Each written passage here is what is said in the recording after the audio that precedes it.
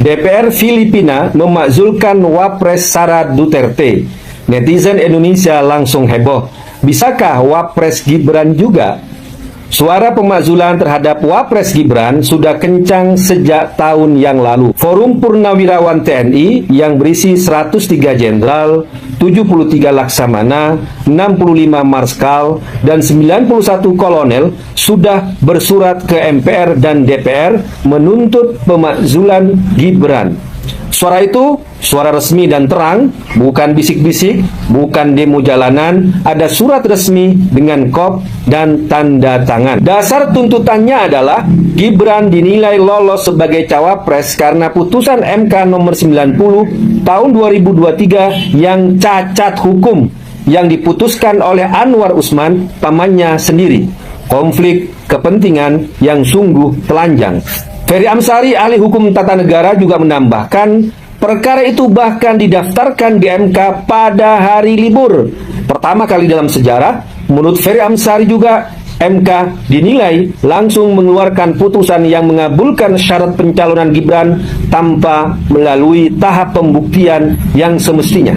Argumen hukum yang bisa dijadikan landasan sebagai pemakzulan Gibran adalah putusan MK nomor 2 MK L11 2023 yang menjadi bukti otentik bahwa terjadi pelanggaran etika berat dalam lahirnya putusan MK nomor 90 yang menjadi karpet merah Gibran.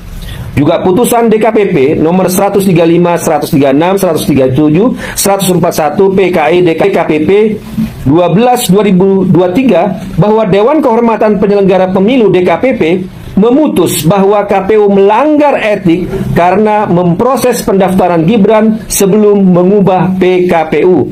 Secara akumulatif, rentetan pelanggaran etik ini dapat dijadikan bukti bahwa sejak awal Gibran tidak memenuhi syarat secara etis, moral untuk menjabat.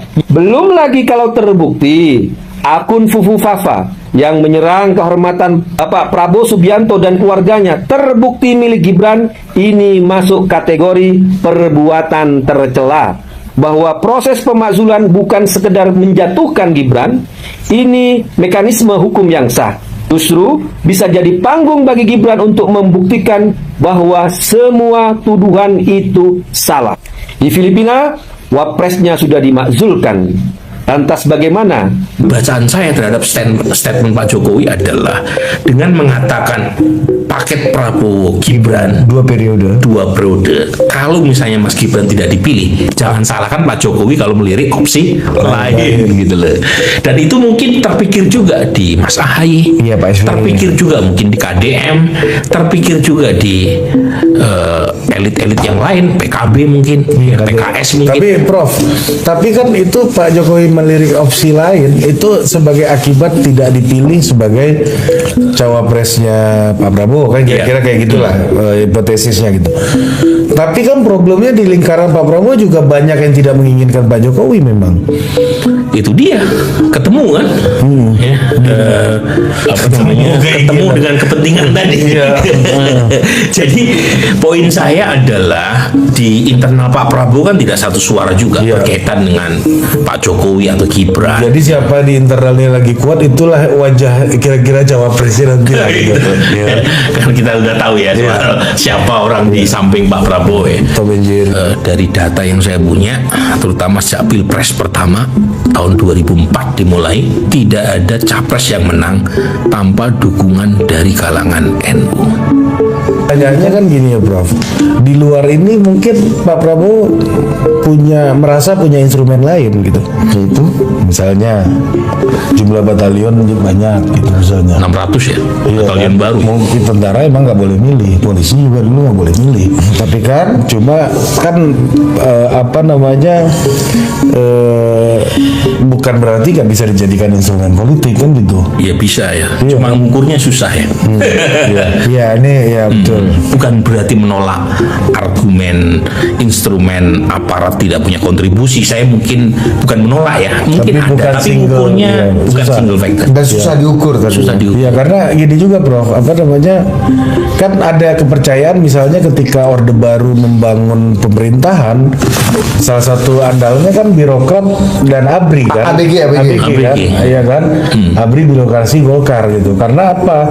Karena mereka lah yang punya kaki-kaki sampai ke bawah. Partai politik kan nggak punya kaki-kaki sampai ke bawah gitu. Nah, itulah yang menjadikan bahwa instrumen di luar NU dan Muhammadiyah ini ya mungkin yang saya baca Pak Prabowo sangat percaya bahwa ini juga bisa sampai ke akar rumput karena semuanya sekarang juga yang banyak pekerjaan-pekerjaan yang bangun kan tentara sekarang.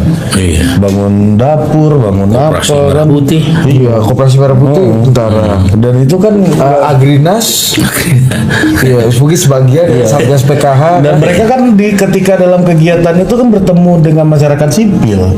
kembali berakulturasi Dan, lagi ya, ini karena kita ngelihat pola yang terjadi di Orde Baru. Nggak sakit hati gitu Pak. Biasa saja. Sebagai wapres dan dipilih oleh rakyat itu seperti apa Pak?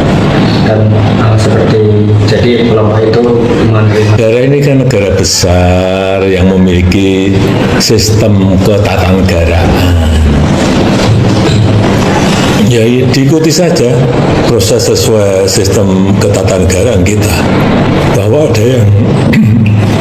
ada yang menyurati seperti itu dinamika demokrasi kita biasa saja, biasa.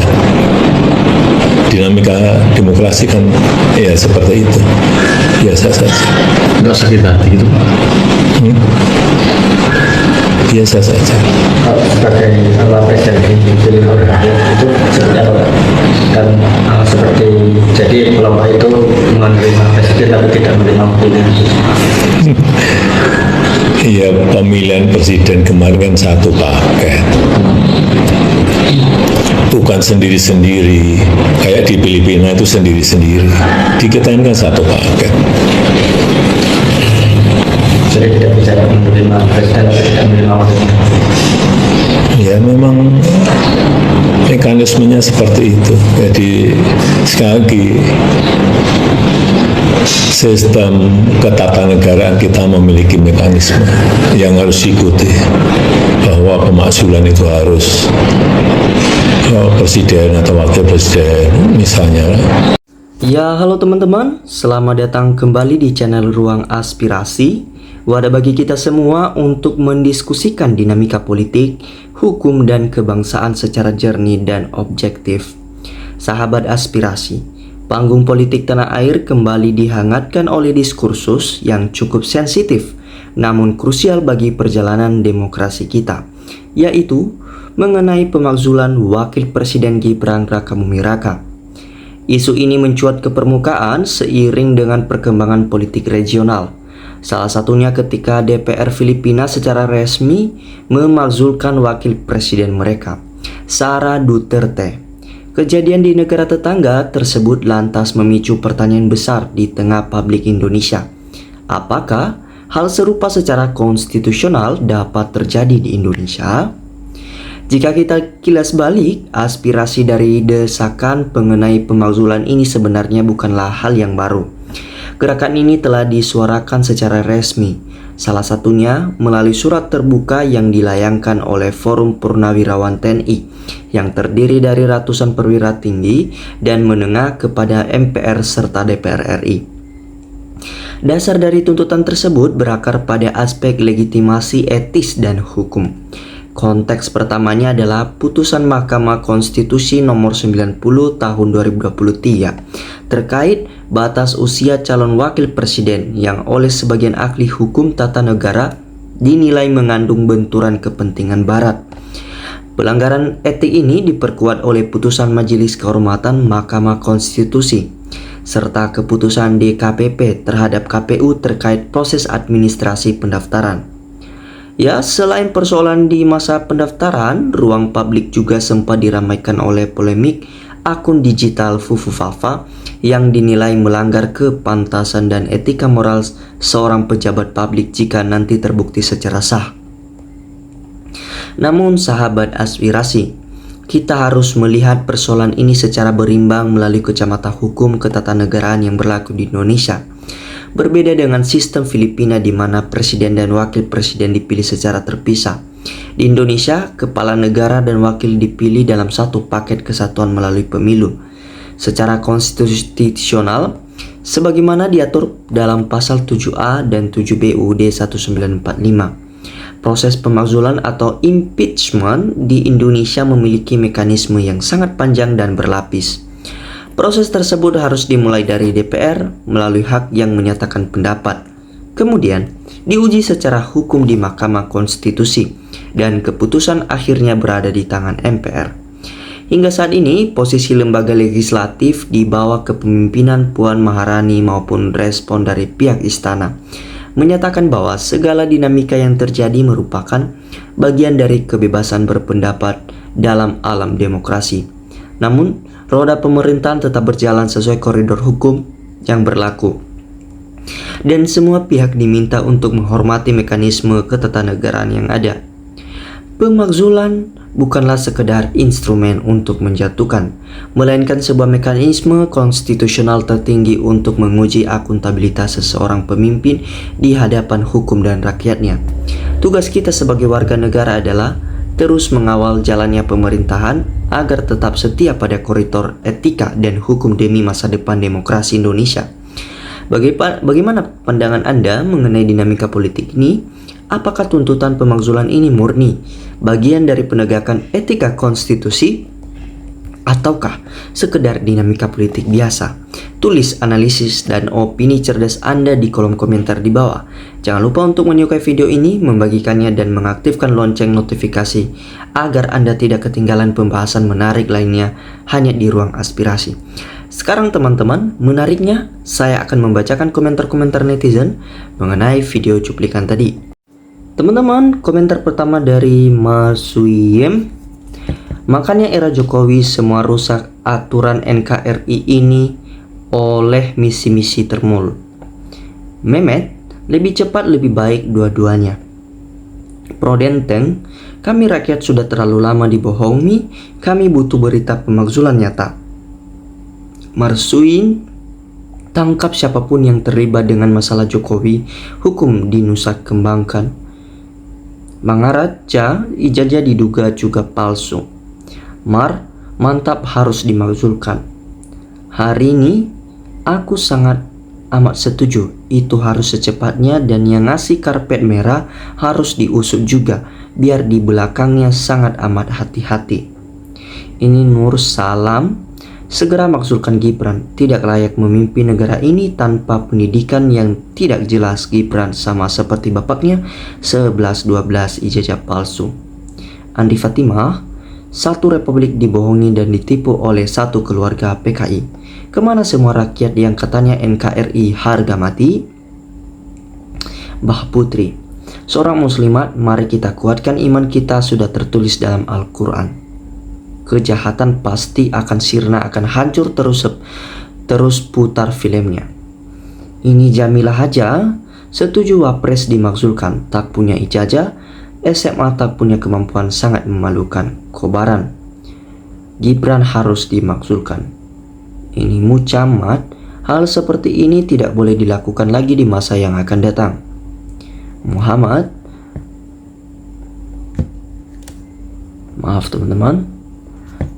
Muhammad, kalau sudah jelas terbukti ijazah palsu dan pelanggaran undang-undang yang telah terjadi, pemakzulan lebih cepat lebih baik diulur. Ulur waktu, tidak terasa waktu 5 tahun berjalan sudah mulai masuk pilpres baru lagi. Jadi 5 tahun sudah kita dipimpin wapres yang tidak berijazah. Nazubillahi min zalik. Sri, rakyat cerdas, rakyat bersatu, jujur, pemberani, NKRI Jaya. Odi Tarodi, setuju pisan soalnya yang sekolah tinggi juga banyak. Inang, kalau tuntutan rakyat tidak dikabulkan, jelas DPR menjauh rakyat. Pro THD Gibran, anak ingusan itu. Ini Jamal, pecat juga orang bodoh tak layak memimpin negara ini. Ini Harpandi, saat perhitungan suara KPU di TV nasional kok se-Indonesia tidak merekam. SHG manipulasi, tidak ada yang membuktikan dan tidak ada satu warga negara untuk mengajukan pengadilan untuk membuktikan case perhitungan suara dan alat bukti sah. Saim, rakyat tidak butuh omon-omon. Secepatnya itu lebih baik Wapres Gibran dimakzulkan. Abdul, ayo PDIP lanjutkan terus, jangan biarkan masyarakat muak sama omon-omon. Semua tunggu rakyat ngamuk. Ketut, saya sangat setuju dimakzulkan karena ada pelanggaran. Kuyung, kami rakyat Sumsel Indonesia setuju dan mendukung Gibran dimakzulkan karena tidak memenuhi syarat dari ijazah, pengalaman dan etika tidak dapat diterima. Ini merusak norma-norma kebangsaan. Abdurrahman, saya sangat setuju Gibran dimakzulkan. F. Nurid, makzulkan Gibran. Masjid, lebih baik dan lebih cepat lebih baik. Negeri ini gaduh terus, ekonomi tak menentu, jadi Wapres pun menyalahi aturan karena pemaks. Setuju. Yuni, halah dari dulu juga memakzulkan penjahat si Jokowi, tapi PDIP atau si Megawati melindungi. Jadi semakin jadi si Jokowi berbuat sewenang-wenang. Pokoknya PDIP harus bertanggung jawab. Titik. Betul. Termul pada ngamuk nih, lebih cepat lebih baik. Zahra, itu kan hanya analisa atau how para koruptor dan partai yang ketakutan. Yang jelas ada moncong putih. Ini ayam nekat, wong gak ahli hukum kok ditanya hukum gak nyambung. Khairul, susah lawannya para pasukan jin Gunung Kawi. Ini Darminer, sudah jangan pakai lama lagi, segera makzulkan saja. Ervin, makzulkan lebih cepat lebih baik, rakyat mendukung. Kapan Jokowi dan Gibran dihukum? Yang berwenang memakzulkan tidak berani, takut sama Raja Jawa, satu paket.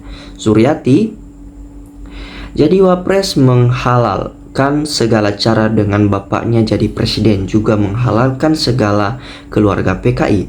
Berbahaya memimpin untuk negara ini. Ditambah lagi pendidikan tidak jelas, hanya tamat SD.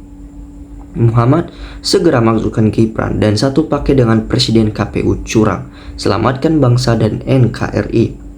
PJTS, Gibran anak tidak punya malu. Sudah jelas cacat hukum, Gibran sama bapaknya sama, negara dirusak satu keluarga.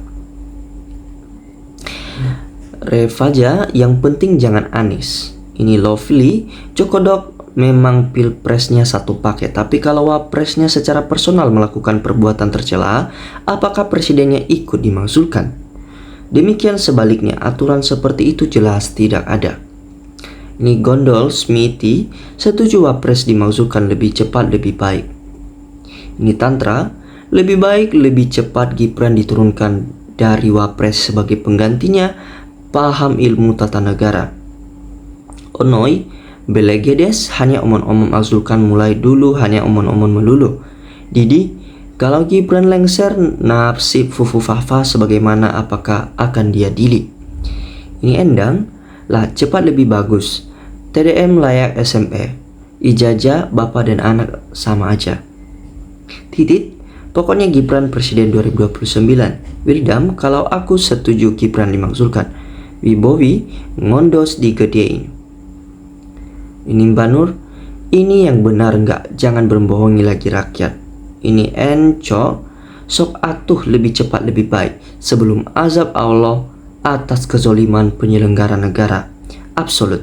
Kirain beneran, ternyata cuma judul. Kenapa makin kemarin makin nggak data channel ya? Ini Munir, sudah jangan banyak narasi, langsung masukkan saja dan adili bapak, suruh bawa ijazah aslinya. Tatang, ngibul dibilang biasa saya. Subcipto omong doang. Tetes, jangan bikin berita gembira tapi hoax dari dulu nggak ada buktinya. Ya teman-teman, komentar-komentar yang sangat luar biasa dan menarik. Dan teman-teman, silakan berikan komentar-komentar kalian mengenai video cuplikan tadi dengan cara santun, objektif, dan kritis. Dan terus kawal video-video saya, video-video terbaru saya, sehingga kita paham tentang politik. Teman-teman, terima kasih telah menyimak dari awal hingga akhir. Salam NKRI, harga mati, salam waras.